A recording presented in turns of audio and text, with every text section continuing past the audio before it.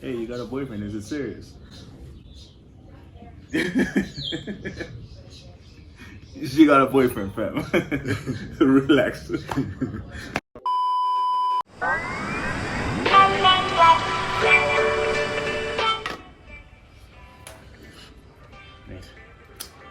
Yeah. What's up? It's your boy back at it again. Forget him. This is why you don't intro. You weren't ready, fam. Forget Ham. It's Nate. How you guys doing? What up? Back again, Ham and Nate with the sauce and another reaction video. Got an interesting topic for you guys. Lego. Marriage isn't 50-50. Are we gonna do marriage and dating? Are we gonna talk about both of them? Always talk about what we can relate to, so I think it becomes a bit more clear. So I'm gonna go for dating. Yeah. And you can check in a bit of like marriage aspects. Right. Yeah. Alright, Abu and Preach, you know you love these guys, you know you love us. Okay, let's go. Today's topic, someone sent me this from a YouTuber who's all the way out in Korea, Megan Moon. So as we know, Korea is very different from my home country of the USA, America. And through marriage, I've also learned a little bit more about some differences that we have in the way that we view relationships and the way that we go about them, etc. So I thought I would talk today about some things that I learned from being married here in Korea. The very first thing that I learned was that marriage is duty. And it's quite different from like kind of what we see like in the Hollywood and in media and stuff. One. Yeah. And that's actually why most of marriages fail. You think it gets better after you get married. You're just gonna cruise there and everything gonna be fine. I'm married now. And you realize you got some work to do. The word duty is an interesting one. How do you define duty? It's work that you gotta do. Interesting. But also, in relationships, in dating, people have this misconception that everything's gonna be smooth sailing, it's all gonna be good, sunshine and rainbows. But is that the case, Mr. Ham? I wouldn't know, fam, but he thinks no. Off the hands of Jared Dudley, another turnover, alley-oop, Martell, and it's stuck between the rim and the backboard. no, it never is the case. Dealing with people is inherently difficult. Yeah. In general, friends, siblings. Now imagine like, just a random partner. I won't say random, but someone you didn't really grow with. Yeah. That you don't really, know and understand fully. You have to learn to understand and cope with it. That is something Thank else. you, boy. Let's go. And that's work. You don't know them fully. You haven't grown up with them. So grow up and get with the program and learn to understand them. Or try. I say try. Trying. Yeah. What we can do, yeah. That's the thing. It's all about trying. It's all about growing. It's all about learning about each other. But this thing that people have, that this Instagram fantasy, I call it the Instagram fantasy, because people think life is an Instagram story. Life ain't an Instagram story. Like, for reals. No. No. For reals. Reals. Sorry, you do that. I didn't do that. You did. You must put that sound effect. Blank. Let's go. Okay. Yeah, it's the work that you gotta do in order to maintain something. It's a duty. And you get into this thing with someone else, you have a duty, the other person has a duty, you sign them up, you have a duty to make it work. A moral or legal obligation, a responsibility. Now, people hear obligation when it comes to things like marriages, and they're like, there should be no obligations in relationships. You signed the papers for what, boo-boo? You made the vows. You made the vows. You signed the paper. There was a priest involved, a pastor. There was witnesses. You got two witnesses. You got on both sides. You come on now. I'm not mad at you. I'm not mad at you. Hey, you think? And after that, you got all this shit going on. You have the same elements. You have the same motherfuckers elements as when you go to court. You got someone that prosecutes. You got witnesses. You got the signed motherfucker paper, and you got your sentence for life. And then you think there's not gonna be work, bitch. And by the way, bitch, when I say bitch, I'm not talking to you, Megan. I don't know you. But No, Megan, do your thing, girl. Do your thing. It's not you. I'm just talking in general. Yeah, let her preach. She's Let her preach. yeah. Go on, Megan. And I feel like kind of our view of marriage, like in America, is a bit more romanticized. It's like this romantical kind of Disney kind of fairy tale type thing that we like view with marriage. I feel like sometimes we lose a lot of the duty. And a lot of people in marriage just think about, you know, the things that they want to get. Like, I want to get married so I can get this and I can get that and I can have love and happiness and stuff like that. But I notice in a lot of Asian countries, like they view marriage as duty. Of course, you know, people love each other like when they get married, but there's more of an aspect on the things that you need to contribute and things that you need to do in the relationship to keep it afloat. And I notice when people think of marriage here, they think less about, okay, what am I going to be getting? Like, give to me. And there's less of this sort of entitled feeling for what you think you should be getting in marriage. Everybody thinks that marriage is like 50-50. You hear that often. It's not 50-50. It's 100-100. You give 100% of you, I give 100% of me. It's not 50-50. It's not. That's a lie.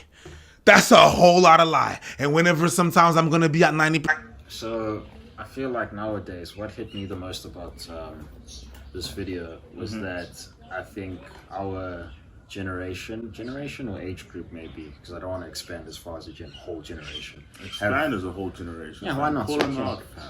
All of them. I think we might have lost that aspect of putting in the work. Solely due to, not solely, but there are other factors in, but I think one of the main reasons is the fact that there's so many options. And naturally, as people, when we have more options, it becomes difficult to commit. So, yeah, that's how I feel about it. Like, look at this. Like, think about an example of two people that go out for the first time, first, second, third time even, right? Yeah. You decide that, you know, you're trying to see if there's anything with this person, trying to see if they're good vibes, the usual stuff. But at the end of the day, what is actually keeping you with that person, you know, somewhat committed to that person nowadays? Like, you could go home easily if it doesn't work with them. Grab Tinder, grab Bumble, find the next person. Keep Instagram. swiping. Just post a story. You got them Shoot a DMs. Same thing. They got so many options, you know what I mean? Whereas back in the day, I wasn't there, but from what I hear, you know, it's the people in your neighborhood. You had to interact with people, meet them in places. Like, that was it. You met someone at the spot. Yeah. And I think in their heads, at the back of their minds, they knew that, like, you know, if you got to make it work with this person. That's just my opinion. My thing is, like, okay, yes, there are options. There are a lot of options. It's so easy. I mean, it's harder to work hard. Yeah, I know that sounds silly, but it's just harder to work hard in a relationship where you can just, you know. Yeah. But my thing is, across all the generations, because I see you boomers, I see you Gen Zs, I see all of you. Thing is, loyalty is dead. Loyalty is dead, fam. Forget the options. Options will always be there, whether it's one, whether it's two. Because hear me out, you know, there might be a person there. He doesn't have any options. Now, one option comes into his DM. Boom, he's lost it. He's chasing that option. Right? Loyalty is dead, fam. Where's the loyalty? That's where I'm at. Wait. So you're saying this gent, like, or gent or lady? Is it a gent? Or just any person who gets that one option? He doesn't really have a lot of If they don't have loyalty, then. But so I challenge people more at the loyalty. I say loyalty is dead. Okay, that's a fact. At the Options end of the are day, there. At the end of the day, it's who you are. You know, it's up to you as a person. I'm just saying, like, all of this extra stuff does not help. No, it doesn't. No. It That makes I it get. a lot more. Yeah, I can sympathize to a degree. I'm not saying, like, you know, You can sympathize. No. To a degree, I'm not saying, like, make excuses for people. Like, you know, Bumble was there. Master So sorry, Cheetah. babe. Sorry, Master babe. Cheetah. You can sympathize with Master Cheetah. Get a clip of that, man. Man. That's who you sympathize with. Always. Oh man, so I'm saying, yeah, I don't make excuses for people who might say no, like, I have options, so sorry, we can't do this thing, you know what I mean? You know what you want at the end of the day.